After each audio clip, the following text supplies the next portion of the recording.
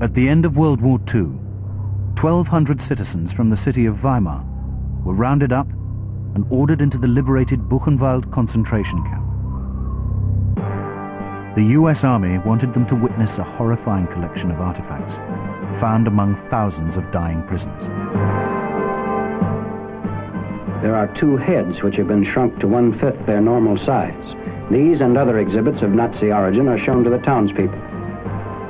On a table for all to gaze upon is a lampshade made of human skin, made at the request of an SS officer's wife. That officer's wife was Ilse Koch. Her husband was the commander of Buchenwald. Together, they presided over the camp in which 100,000 people died. She would personally select prisoners, sentence them to death, and force fellow inmates to decorate their skins for her amusement. She was even worse than some of the SS. She was a sadist. She used to enjoy it. She was known as the bitch of Buchenwald.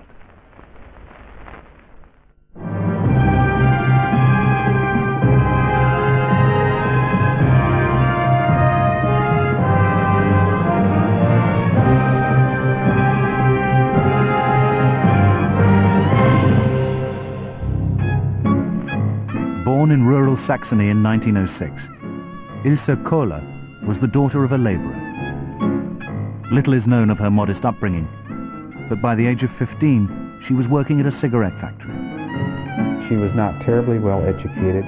By the standards of the time, she was lucky to receive the job at the tobacco company as a clerk typist, and that's what she was doing in 1932, about the time that Hitler begins his rise to power. The young Ilse was instantly attracted to the hard-line politics of the far right. She joined the party in April 1932, and that's a fairly early date. A lot of people joined the party in the late 30s. Ever ambitious, Ilse became a Nazi secretary. She was singled out by Himmler, head of the SS, for marriage to a friend of his, Karl Koch. Koch was widely known for his sadistic tendencies as commander of the Sachsenhausen concentration camp. He was notorious for his methods of torture. Himmler liked Koch and viewed him as a protege, viewed him in many ways as a model concentration camp commander, often held him up to other commanders as the one to emulate. They were the perfect Nazi couple. One evening in 1936, the couple married in a grove of oak trees. Ilse was 30, Karl 10 years older. His new bride didn't mind Karl's reputation as a cruel disciplinarian. She believed in her husband and was proud to have risen from the working classes to the Nazi elite.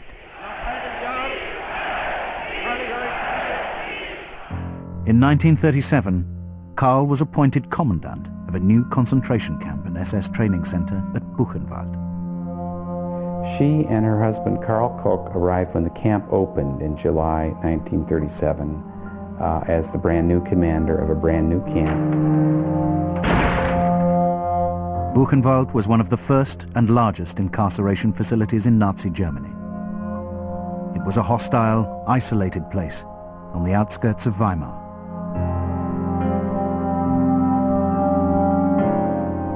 The camp held up to 10,000 male prisoners.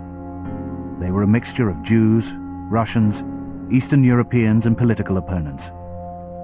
The weak were killed, and the healthy worked to death.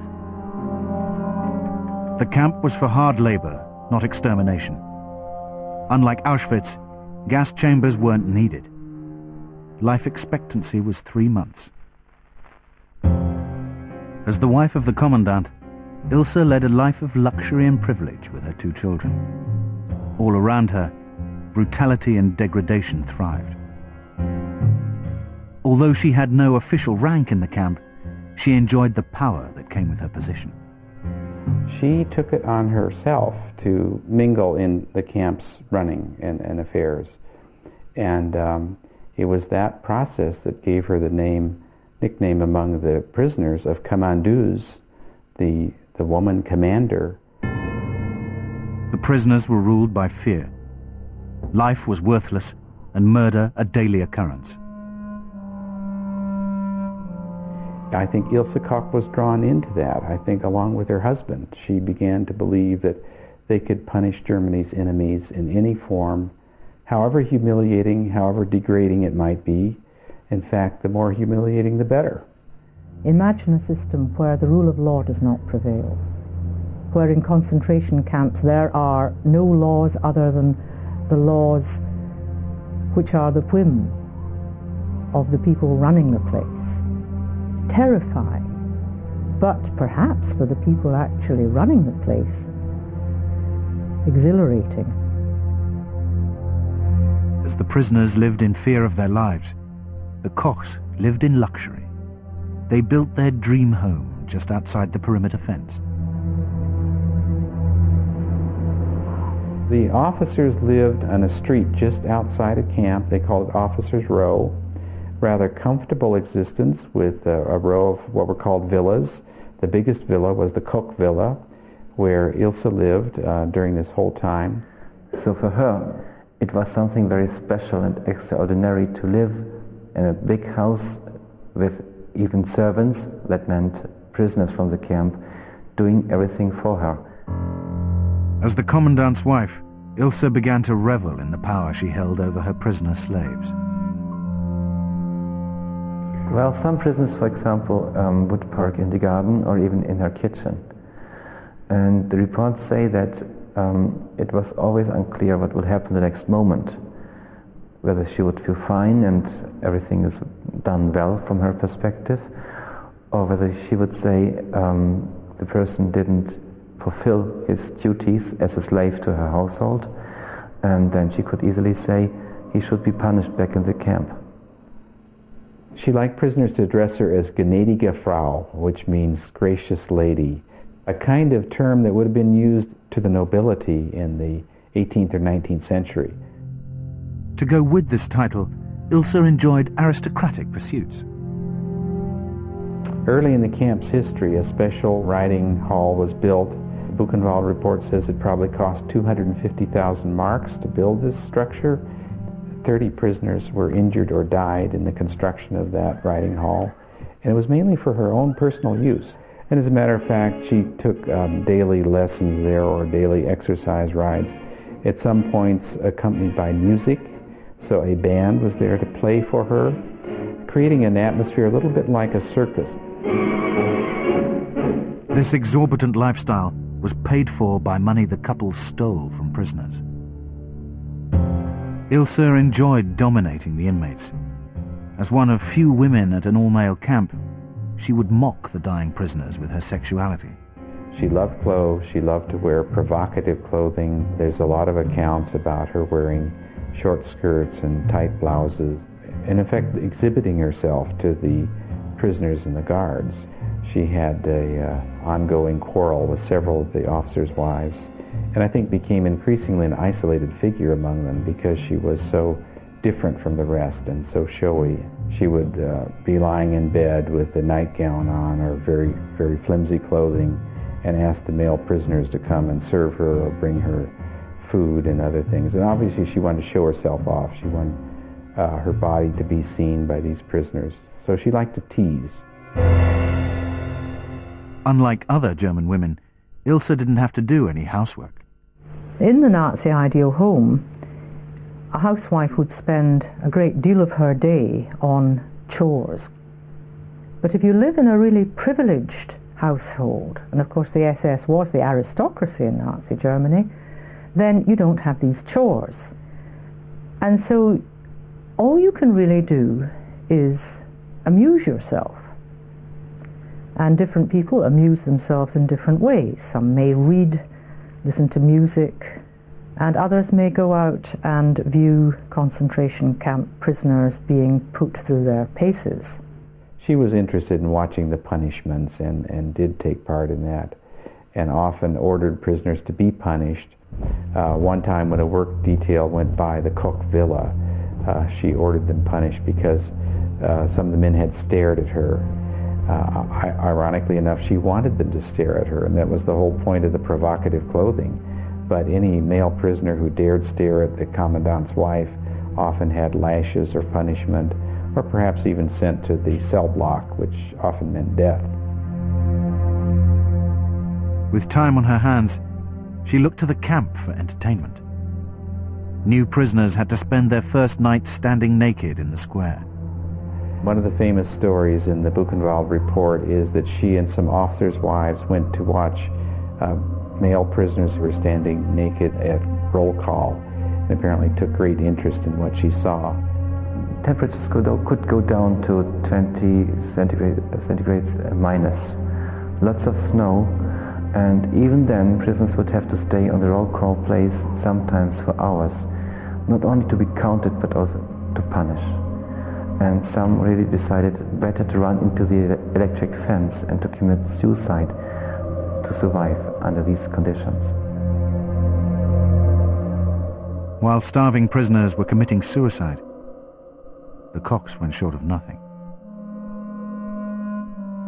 At one point, several prisoners went into her cellar, and they were supposed to shovel coal. And they happened to see that there were rows of bottles of wine and champagne. There were hams. There were other kinds of foodstuffs that were extremely scarce. And I think the prisoners were shocked when they discovered that. Yes, I sometimes used to look out through the fence and seen sometimes civilian people pass, and I thought to myself, these people are free, they eat, they're human beings, and we were treated as subhumans. As the Nazi war machine became bogged down on the Eastern Front, Ilse was treating her death camp like a playground. This was only the beginning of Ilse's terror. There was a far more gruesome side to her that was about to be unleashed. Ilse Koch, the camp commandant's wife, was so feared by the prisoners that she was known as the bitch of Buchenwald. New arrivals quickly learnt why she was called the bitch. We arrived in Buchenwald half dead, hardly walking. The SS allowed us to go in for a shower, and then they disinfected us with a disinfectant powder, and then we got some clothes on, and I was put into a barrack with some Russian prisoners of war. Well, everybody was talking about it, and some of the prisoners, you know, when they passed the square, the big square there, they were terrified because she could lash out just at anybody. Ilse wasn't content with the daily physical and mental abuse she dished out to prisoners. Her bullying took a much darker twist. Dr. Wagner was one of the camp doctors with whom Ilse was friendly. She apparently had several friends among the camp doctors. And he needed to do a dissertation. The topic for his dissertation was tattooing. He was supposed to find out if tattooing was an indicator of criminal behavior. And so began the project of collecting tattoos from the skin of prisoners. It was the wife of the commandant, it was Ilse Koch, who suggested the project and suggested collecting the tattooed skin. Ilse used this study to create one of the most enduring and revolting works of the Third Reich. She began using prisoners' skin to make lampshades and book covers. She preferred to choose her victims personally. The prisoners alleged that she would go to places like the quarry on horseback and watch them work, often without shirts on, and that she would identify a prisoner with an interesting tattoo, write his number down. A day or two later, that prisoner would end up dead. When we arrived in Buchenwald from Auschwitz, we were a bit worried because we heard that people who came with numbers from Auschwitz on their arm, if she liked the number, she used to send them into the place to have it cut out and put it on the lampshades. Ilse commandeered the camp workshops to produce these artifacts. Prisoners were forced to decorate the skins of their dead comrades.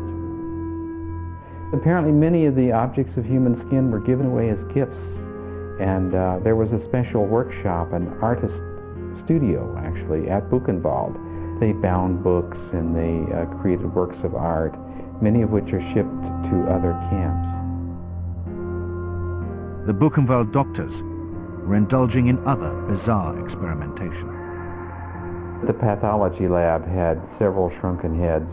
Why they prepared them is hard to imagine. There's something barbaric about that too, but apparently one of the camp doctors had read about how South Sea Islanders did this.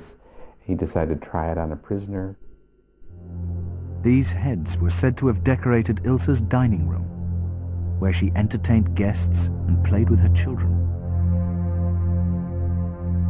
For those who didn't witness these macabre objects, their existence seems hard to believe. Frankly, if I didn't know what else went on at the camp at the same time, I too might doubt it.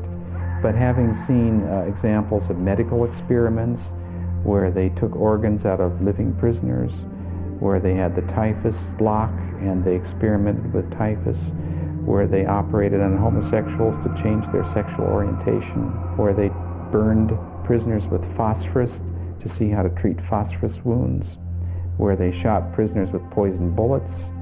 When all of these things are going on at Buchenwald camp as a matter of routine business, then the existence of these skins in the pathology lab is not so unusual.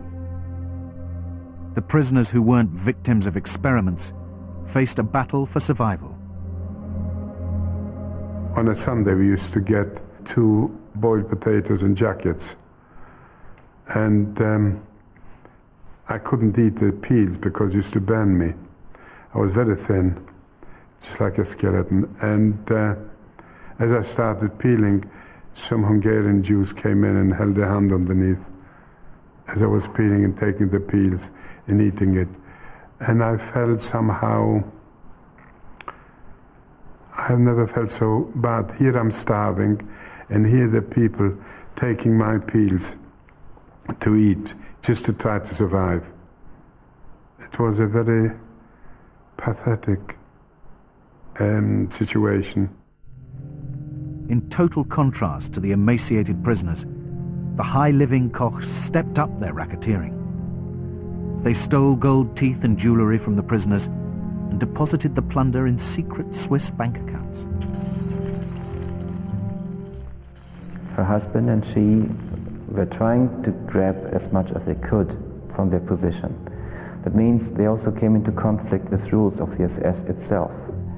I think one of the key factors in the fall of the Kochs is that many of the camp guards witnessed this corruption and resented it to some extent, that the Kochs were using embezzled funds to enjoy a very lavish lifestyle. He bought a big car, he bought a boat, bought a house on a lake, all this on a salary that was a modest salary, at least officially. People began to ask questions, where is the money coming from? In 1942, the couple were charged with corruption by an SS court. Karl took the blame and was sent to run a Polish extermination camp to be sentenced at a later date. Ilse Koch was acquitted of charges of misuse of funds, although her involvement, I think her involvement is clear by her being included in the trial in the first place, that many SS officers believed that she did take part in running of the camp and certainly knew about many of the corrupt elements of the Koch administration. Ilse remained at the camp. With her husband out of the picture, she sought male allies. She had affairs with several high-ranking SS officers. Some of the men worked outside the fence and the SS barracks and so on, and they brought back stories also about her sexuality and that she was going with all different SS men and officers. In 1944, Karl returned to Buchenwald to face trial for corruption. Torture and murder was nothing compared to ripping off the Reich. On a cold morning in April 1945, Karl was taken outside and shot in the yard of his own camp. As the Russians advanced and the Third Reich began to crumble, Ilse realized her days of indulgence were over. She attempted to melt back into the German population and joined thousands heading westwards, looking for safety from the Allies. On the 10th of April 1945, the US Army entered Buchenwald. The camp was built to house 8,000. The population had swelled to 10 times that number. 100,000 people had died at the camp in 7 years. Well, the American liberators, when they first walked into the camp, were shocked by what they saw. They were absolutely stunned. Many of the prisoners were walking skeletons. They had been so systematically starved that they had no body fat left. One of the French generals told the Americans that he normally weighed 170 pounds, and he weighed at that time 85 pounds. They found corpses lying around beside the crematorium, for example, and lots of people stuck in these overcrowded barracks in the little camp. This was so shocking for them that General Patton ordered that the people from Weimar, more than 1,000, mostly Nazi party members, should be sent up here to see what happened up here. 1,200 civilians walked from the neighboring city of Weimar to begin a forced tour of the camp. There are many smiling faces, and according to observers, at first the Germans act as though this was something being staged for their benefit. On a table for all to gaze upon is a lampshade made of human skin, made at the request of an SS officer's wife. The camera records the changes in facial expressions as the Weimar citizens leave the parchment display. But the liberated prisoners hadn't forgotten Ilse Koch. She was finally caught and imprisoned in 1947. She went for trial whilst pregnant by a fellow inmate. Ilse was charged with personally selecting prisoners for murder. A gruesome selection of skins and shrunken heads was shown to the court. She denied everything and claimed she had been framed by the Allies. Crowds gathered outside the courtroom, calling for her execution. She was sentenced to life imprisonment. By 1967, Ilse had been in prison for 24 years. During this time, she'd shown no remorse or sorrow for her crimes. On the 1st of September, she knotted some bedsheets together and hanged herself. She was 61 years old. In a final letter, she'd written, "There is now no other way for me. Death is the only deliverance." And History Night continues after the break as we learn how the decadent behaviour of royals such as Henry VIII have turned them into a laughing stock.